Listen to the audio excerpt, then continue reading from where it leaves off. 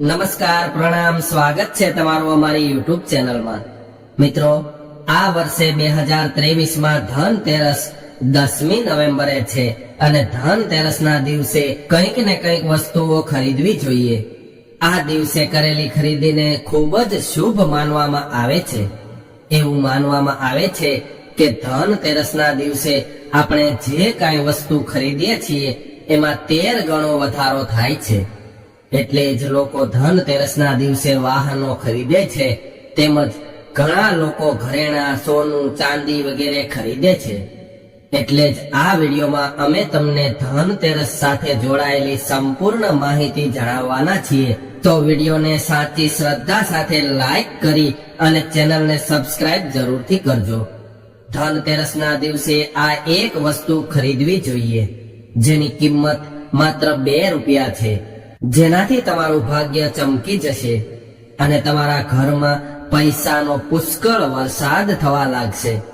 કહેવાનો અર્થ એ છે કે તમારા ઘરમાં એવા તમામ સ્ત્રોત્રમાંથી પૈસા આવવા લાગશે જેની તમે કલ્પના પણ ન કરી હોય। જુઓ મિત્રો, ભગવાન ધન્વંતરીની ધનતેરસના દિવસે પૂજા કરવામાં આવે છે અને અમુક એવી વસ્તુઓ છે જેને ખરીદવાથી રોગ, દુઃખ, દર્દ બધું જ દૂર થાય છે અને મનુષ્યને સુખ અને સમૃદ્ધિ પ્રાપ્ત થાય છે। તો આજે અમે તમને તમારી ક્ષમતા તેમજ તમારી યથાશક્તિ અનુસાર જણાવીશું કે એવી કેટલીક વસ્તુઓ છે જેને તમે ખરીદી શકો છો। હવે આપણે એ જાણીએ કે આ વસ્તુઓને આપણે ધનતેરસના દિવસે શા માટે ખરીદવી જોઈએ અને અન્ય દિવસોમાં શા માટે ન ખરીદવી જોઈએ। મિત્રો, ધનતેરસનો દિવસ ધન પ્રાપ્તિ માટેનો શ્રેષ્ઠ દિવસ માનવામાં આવે છે। ધનતેરસના દિવસે આપણે જે કાંઈ વસ્તુ ખરીદીએ છીએ તેમાં 13 ગણો વધારો થાય છે। કદાચ તમે ધનતેરસના દિવસે વાહન ખરીદો છો તો એ વાહનનો પ્રભાવ 13 ગણો વધી જાય છે। તેમજ ધનતેરસના દિવસે ખરીદેલા વાહન સાથે તમારો ક્યારેય અકસ્માત નથી થતો, તેમજ કદાચ અકસ્માત થાય તો પણ તમને કોઈ પણ પ્રકારનું નુકસાન નથી થતું। એનો અર્થ એ છે કે ધનતેરસના દિવસે તમે જે કાંઈ પણ ખરીદો છો એમાં હંમેશા શુભ ફળ મળે છે।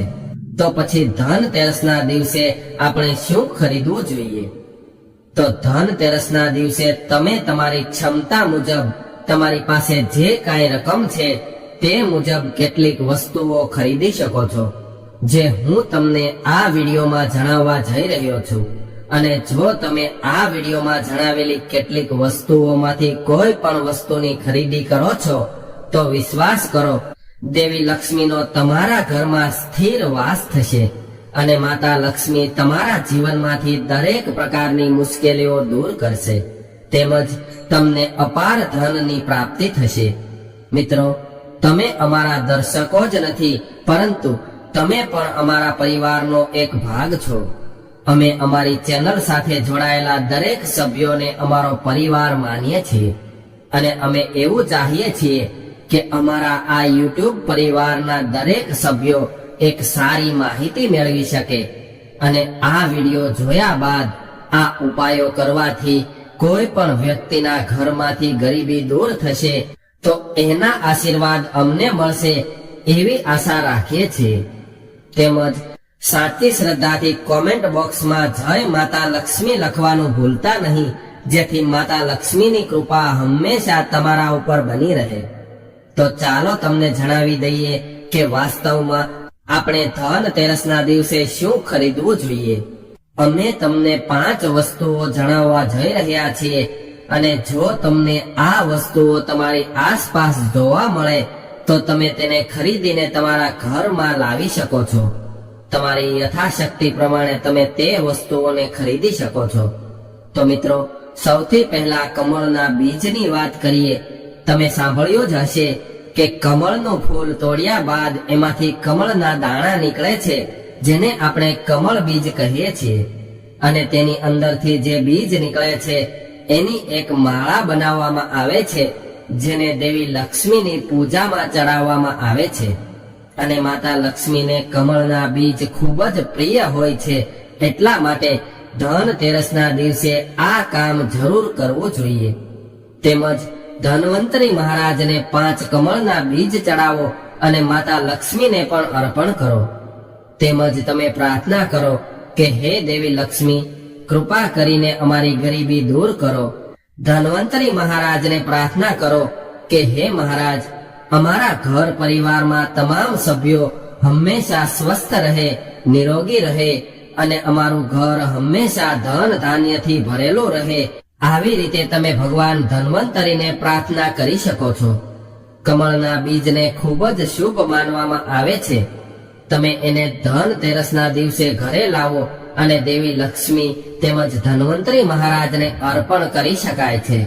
અને જ્યાં સુધી આ બીજ તમારા ઘરમાં રહેશે ત્યાં સુધી તમારા ઘરમાં કોઈ પણ પ્રકારની બીમારી આવશે નહીં.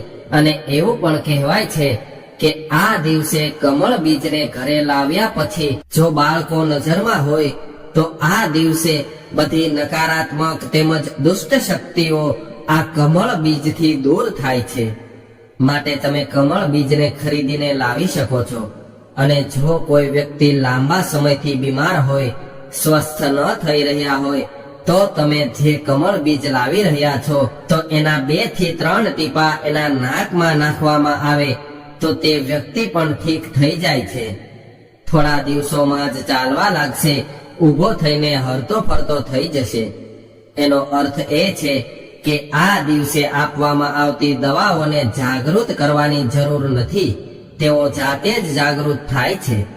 તેથી આ દિવસે કમળ બીજ લાવો અને તેમને અર્પણ કરો. અને હવે જાણીએ ગોમતી ચક્ર અને દીવા કોડિયા. આ વાત ધ્યાનથી સાંભળજો મિત્રો. ગોમતી ચક્રની ઉત્પત્તિ ભગવાન વિષ્ણુથી થઈ છે. તેમજ દીવા કોડિયાની ઉત્પત્તિ માતા લક્ષ્મીથી થઈ હોવાનું માનવામાં આવે છે. તો આ દિવસે તમારે તમારી ક્ષમતા મુજબ 5 ગોમતી ચક્ર અને 5 દીવા કોડિયા લાવવા જોઈએ. પીળા દીવા કોડિયા ખાસ લાવવા જોઈએ, કેમ કે પીળા દીવા કોડિયા માતા લક્ષ્મીનો અંશ હોવાનું કહેવાય છે. કારણ કે માતા લક્ષ્મી સાથે તે સમુદ્ર મંથનમાંથી ઉત્પન્ન થયા હતા. એવું કહેવાય છે કે જ્યાં દીવા કોડિયા હોય ત્યાં દેવી લક્ષ્મીને આપોઆપ પોતાની તરફ આકર્ષિત કરે છે. જેવી રીતે ચુંબક લોખંડને પોતાની તરફ આકર્ષિત કરે છે, એવી જ રીતે આ દીવા કોડિયા પણ માતા લક્ષ્મીને પોતાની તરફ આકર્ષિત કરે છે. તેથી આપણા ધર્મશાસ્ત્રો કહે છે કે આ દિવસે ગોમતી ચક્ર અને દીવા કોડિયા માતા લક્ષ્મીને અર્પણ કરવા જોઈએ. ગોમતી ચક્રની જે કુદરતી પ્રકૃતિ છે એનાથી તમારા જીવનમાં ચાલી રહેલી મુશ્કેલીઓનો અંત આવે છે. ગોમતી ચક્રનો સરળ સ્વભાવ, એની સકારાત્મક અસર એની જાતે જ દેખાય છે. જે ઘરમાં ગોમતી ચક્ર રાખવામાં આવે છે તે ઘરમાં કોઈ પણ પ્રકારની નકારાત્મક ઉર્જાને પ્રવેશવા દેતું નથી. તેથી 5 ગોમતી ચક્ર અને 5 દીવા કોડિયા માતા લક્ષ્મીને જરૂર અર્પણ કરવા જોઈએ. અને જો તમે સક્ષમ હોય તો આ દિવસે 11 ગોમતી ચક્ર અને 21 દીવા કોડિયા માતા લક્ષ્મીને અર્પણ કરો. તેમજ ઘરનું કોઈ બાળક નજરથી પીડિત હોય અથવા તો ઘરના કોઈ પણ બાળકને નજર લાગી હોય તો તમારે ધનતેરસના દિવસે આ ઉપાય ચોક્કસ કરવો જોઈએ.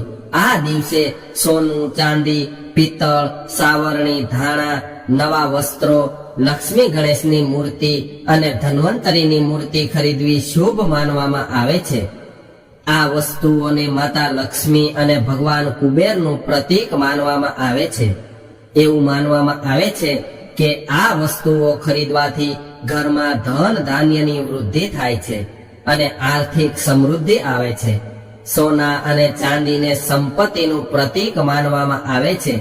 તેથી ધનતેરસના દિવસે સોના ચાંદીના આભૂષણો તેમજ સિક્કા ખરીદવા તેને શુભ માનવામાં આવે છે. સોના ચાંદી સિવાય તમે પિત્તળ પણ ખરીદી શકો છો. પિત્તળને પણ ધનનું પ્રતીક માનવામાં આવે છે. દેવી લક્ષ્મી પ્રસન્ન થાય છે. તેથી ધનતેરસના દિવસે પિત્તળના વાસણો, સાવરણી અને અન્ય વસ્તુઓ ખરીદવી શુભ માનવામાં આવે છે. સાવરણીમાં દેવી લક્ષ્મીનો વાસ માનવામાં આવે છે, તેથી ધનતેરસના દિવસે સાવરણી ખરીદવી શુભ માનવામાં આવે છે. એવું કહેવાય છે કે તેનાથી માતા લક્ષ્મીની કૃપા પ્રાપ્ત થાય છે. અને મિત્રો, ધાણાને ધનનું પ્રતીક માનવામાં આવે છે, તેથી ધનતેરસના દિવસે ધાણા ખરીદવા શુભ માનવામાં આવે છે. એવું કહેવાય છે કે ધાણાથી ઘરમાં ધન વધે છે. નવા કપડા વિશે વાત કરીએ તો નવા વસ્ત્રોને સુખ અને સમૃદ્ધિનું પ્રતીક માનવામાં આવે છે, તેથી ધનતેરસના દિવસે નવા કપડા ખરીદવાને શુભ માનવામાં આવે છે. લક્ષ્મી ગણેશની મૂર્તિ. લક્ષ્મી ગણેશને ધન અને સુખ સમૃદ્ધિના દેવતા માનવામાં આવે છે, તેથી લક્ષ્મી ગણેશની મૂર્તિ ખરીદવી એ ધનતેરસના દિવસે શુભ માનવામાં આવે છે. ધન્વંતરી દેવની મૂર્તિ. ભગવાન ધન્વંતરીને આયુર્વેદના દેવ માનવામાં આવે છે. ભગવાન ધન્વંતરી દેવોના આયુર્વેદિક વેદ છે, તેથી ધનતેરસના દિવસે ધન્વંતરીની મૂર્તિ ખરીદવી શુભ માનવામાં આવે છે. એવું માનવામાં આવે છે કે તેનાથી ઘરમાં સુખ સમૃદ્ધિ અને ધન વધે છે. જો કે એ વાતનું ધ્યાન રાખવું જોઈએ કે તે દિવસે ખરીદી કરવા માટે કોઈ વૈજ્ઞાનિક પુરાવા નથી મળ્યા. આ માત્ર એક ધાર્મિક માન્યતા છે.